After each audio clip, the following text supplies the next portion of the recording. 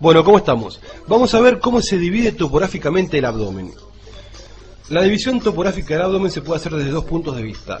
Uno, manteniendo los tegumentos y toda la pared anterolateral, lo que se denomina división del abdomen cerrado, y se utiliza con frecuencia en lo que es la clínica quirúrgica, para hacer semiología clínico-quirúrgica. Otra es sin la pared anterolateral, exponiendo las vísceras y los espacios, lo que se denomina división del abdomen abierto, y se usa para hacer semiología intraquirúrgica, intraoperatoria. Acá tenemos un esquema, vemos el reborde costal que estaría a ese nivel, y a nivel del abdomen, externamente, trazamos 1, 2, 3, 4 líneas horizontales.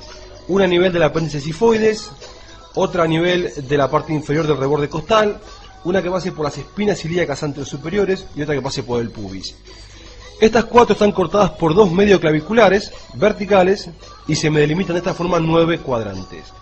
Los hipocondrios derecho e izquierdo en los cuadrantes superiores y periféricos, y el epigástrico o epigastrio en el medio.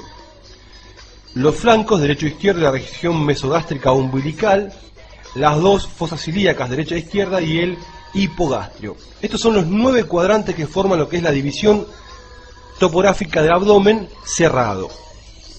Entonces, ¿qué órganos tenemos en cada uno de estos cuadrantes? Muy a grosso modo. Vemos que el hígado, la gran glándula hepática, va a dominar los 3 cuadrantes superiores. El hipocondrio derecho, el epigastrio y el hipocondrio izquierdo.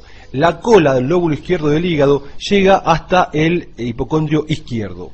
Pero en realidad decimos que el verdadero nicho del hígado es el hipocondrio derecho. Después encontramos, a nivel del hipocondrio izquierdo, el vaso, con Z y B larga, principalmente el vaso. Y después tenemos el estómago. El estómago va a tener toda su porción vertical contenida en el hipocondrio izquierdo y su porción horizontal en el epigastrio. El complejo duodeno-páncreas va a coronar el mesogastrio. Y recordemos que la cola del páncreas se extiende hacia arriba y hacia la izquierda hasta el hipocondrio izquierdo, contactándose con el vaso. Después tenemos el colon transverso, que ocupa todo este marco. Va a estar localizado a todo este nivel. En todo el colon ascendente, colon transverso, colon descendente, iliopélvico y después el recto.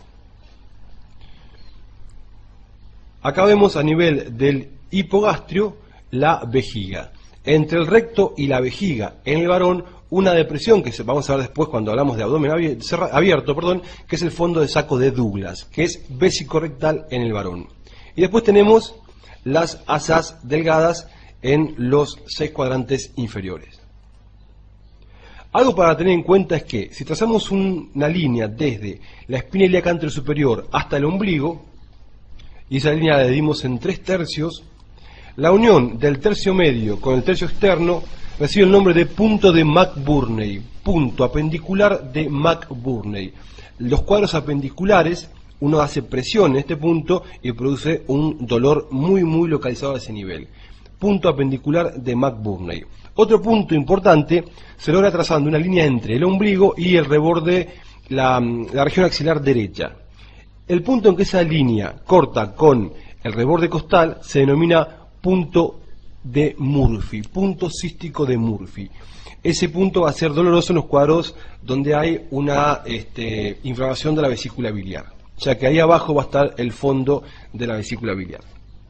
Bueno, y por último les marco una región que surge de trazar una bisectriz entre la vertical y la horizontal a nivel del ombligo, que se denomina zona pancrático-duodenal de Jufari-Rivet. A este nivel estaría todo el marco del complejo duodeno-páncreas, es decir, primera, segunda y parte de la tercera porción del duodeno y la cabeza y parte del cuerpo del páncreas. Las úlceras duodenales duelen a ese nivel. División de abdomen abierto. Acá sacamos toda la pared anterolateral del abdomen y vemos el hígado con el peritoneo reflejándose en lo que es el ligamento falciforme, estómago, bazo, parte del delantal de los epiplones, duodeno, la raíz del mesenterio desde el ángulo duodeno-yeyunal o de Treitz hacia abajo y hacia la derecha hasta el ángulo hasta el ciego, ilion distal, ciego, acá falta el colon ascendente, el ángulo y parte del transverso, colon descendente, después que pasa la cresta ilíaca pasa a llamarse colon sigmoides, hasta la tercera vértebra sacra, donde cambia de nombre y se llama recto. Útero y vejiga. Esto es una mujer. Acá vemos las diferentes localizaciones que puede tener el apéndice vermicular. Acá tenemos la localización clásica. Entonces, le marco acá dos estructuras peritoneales, que son el mesocolon transverso y la raíz del mesenterio.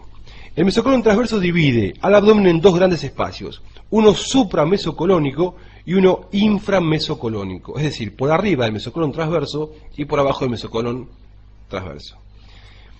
Y acá tenemos la raíz del mesenterio. El espacio supramesocolónico se divide en tres celdas. Una que es la celda sufrénica derecha o hepática, una que es la celda sufrénica media o gástrica, y una tercera que es la celda sufrénica izquierda o esplénica, que corresponde al bazo. El espacio inframesocólico se va a dividir en 5 subespacios. Uno entre el colon ascendente y la pared, que es el espacio parietocólico derecho. Otro entre el colon descendente y la pared, que es el espacio parietocólico izquierdo. Uno entre la raíz del mesenterio y el colon ascendente, que se denomina espacio mesentérico cólico derecho. Un cuarto entre la raíz del mesenterio y el colon descendente, que es el espacio parietocólico izquierdo.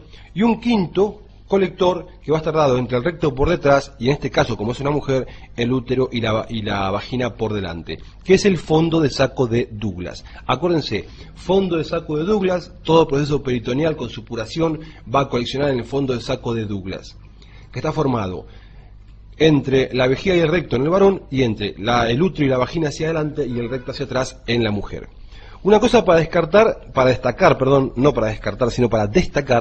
es que, como acá tenemos el fuelle torácico, el fuelle pulmonar, todo lo que es la zona supramesocolónica derecha actúa como una zona chupadora, una zona de presión negativa, que hace que todo proceso del espacio parietocólico derecho pueda ser coleccionado a nivel sufrénico derecho y no en el Douglas.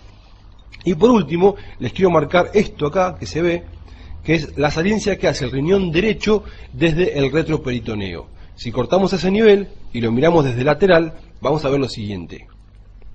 Tenemos la pared posterior, el diafragma, el hígado muy esquemáticamente y el riñón derecho.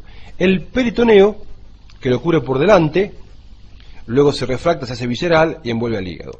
Entonces, existe un espacio acá que se denomina espacio hepatorenal de Morrison, que es una zona donde se pueden coleccionar procesos supurados entre el riñón, que es un órgano retroperitoneal, y el hígado, que es un órgano peritonizado, con interposición de peritoneo entonces entre el riñón y el hígado. Lo van a escuchar muchas veces, espacio de Morrison o Morrison, depende de donde lo lean, se va a escribir con T o sin T. Bueno, gente, espero que les haya servido un poquito, les mando un abrazo y nos vemos pronto. Hasta luego.